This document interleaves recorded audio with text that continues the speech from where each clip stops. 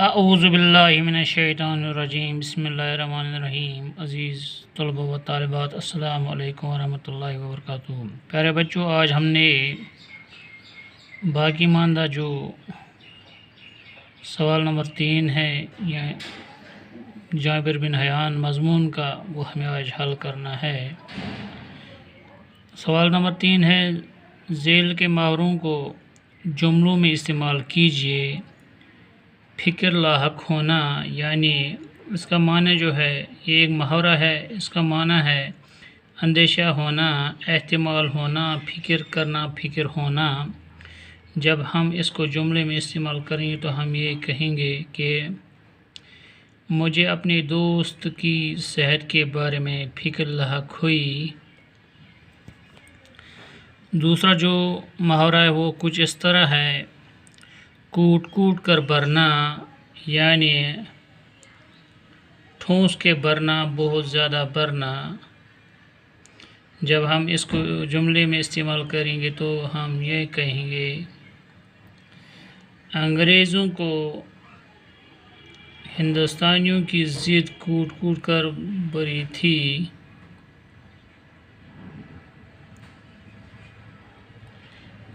بابا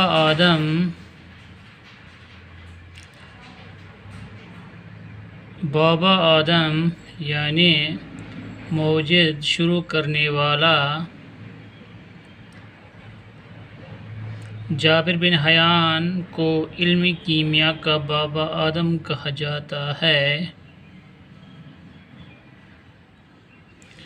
بوجھ پڑھنا یعنی بار پڑھنا، اس کا معنی ہے بوجھ پڑھنا یعنی بار پڑھنا۔ جب ہم اس کو جملے میں استعمال کریں گے تو ہم یوں کہیں گے، والد صاحب کی گزرنے سے گھر کا سارا بوجھ جو ہے مجھ پر پڑ گیا۔ دھن سوار ہونا، کسی خیال یا بات کے پیچھے لگنا، شوق ہونا، کیف طاری ہونا۔ جب ہم اس کو جملے میں استعمال کریں گے تو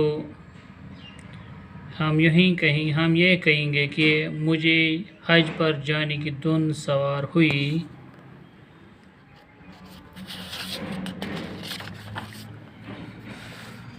سوال نمبر 4 ہے،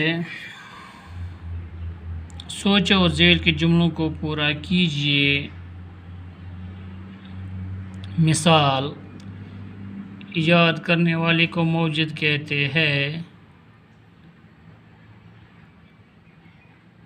ایک جو ہے وہ ہے، کیمیا بنانے والے کو کیمیا گر کہتے ہیں۔ کیمیا بنانے والے کو کیمیا گر کہتے ہیں۔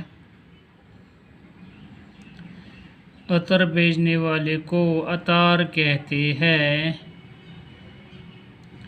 صبر کرنے والے کو صابر کہتے ہیں۔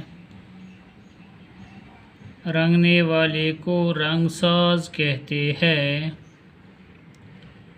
شیشہ بنانے والے کو شیشہ گر کہتے ہیں۔ لوہے کے اوزار بنانے والے کو لوہار کہتے ہیں۔ پڑھانے والے کو استاد کہتے ہیں۔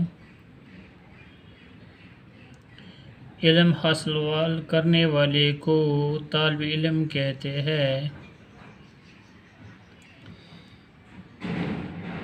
پھر سنیے ایک بار، کیمیا بنانے والے کو کیمیا گر کہتے ہیں۔ عطر بیچنے والے کو عطار کہتے ہیں۔ صبر کرنے والے کو صابر کہتے ہیں۔ رنگنے والے کو رنگ ساز کہتے ہیں۔ شیشہ بنانے والے کو شیشہ گر کہتے ہیں۔ زیور بنانے والے کو سونار کہتے ہیں۔ لوہے کے اوزار بنانے والے کو لوہار کہتے ہیں۔ پڑھانے والے کو استاد کہتے ہیں، علم حاصل کرنے والے کو طالب علم کہتے ہیں۔